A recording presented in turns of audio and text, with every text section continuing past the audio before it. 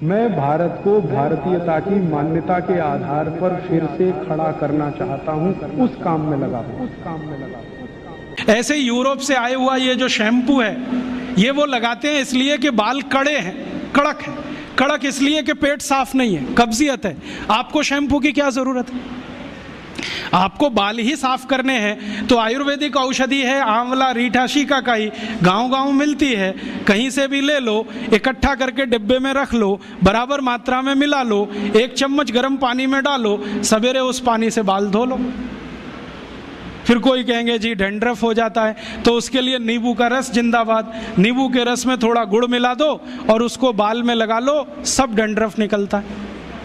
Aloe vera जिंदाबाद। ग्वारपाठा कहीं भी मिलता है, उसका रस ले लो, बालों में लगा लो, एकदम ठीक कर देगा।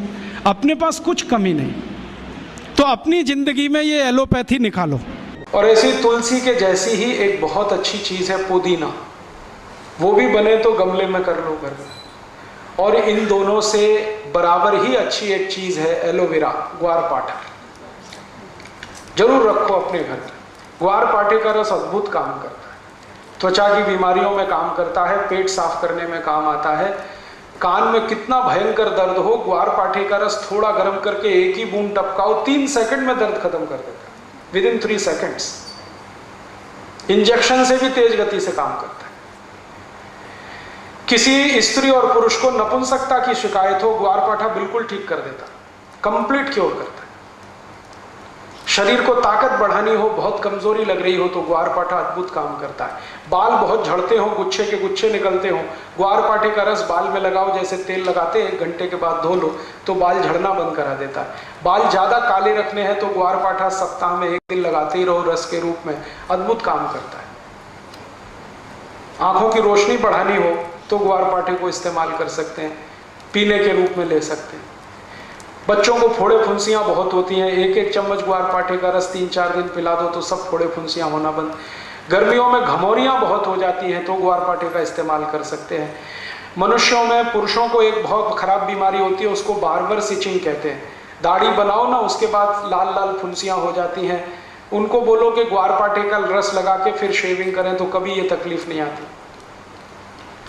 बहुत अच्छी दवा है, घर में है, आप लगा सकते हैं। घर में भी हो सकता है, खेतों में भी हो सकता है। एक दिन मैंने ये सब गिना तो 108 दवाएं हमारे रसोई में हैं, 108। और इनसे हर बीमारी ठीक हो सकती है, कहीं घर के बाहर जाने की जरूरत ही नहीं है। और मैं तो सबको चिल्ला चिल्ला के कहता हूं कि आप बीमारी से नहीं, डॉक्टर से बचो। बीमारी खतरनाक नहीं है, डॉक्टर खतरनाक। एक बीमारी से दूसरे में फंसाएंगे, दूसरे से आपको तीसरे में ले जाएंगे, ठीक ही नहीं होने देंगे। और आजकल डॉक्टर जो दवाएं आपको खिलाते हैं ना, वो दवा अपनी माँ बहन को कभी नहीं खिला सकते, ऐसी दवाएं आपको खिला देते हैं। जिन दवाओं पर कोई क्लिनिकल ट्रायल्स नहीं हुए हैं, जिन दवाओं को किसी ने अप्रूव भी नहीं किया है, उनको धड़ल्ले से प्रेस्क्राइब करते हैं, क्योंकि कमीशन मिलता है।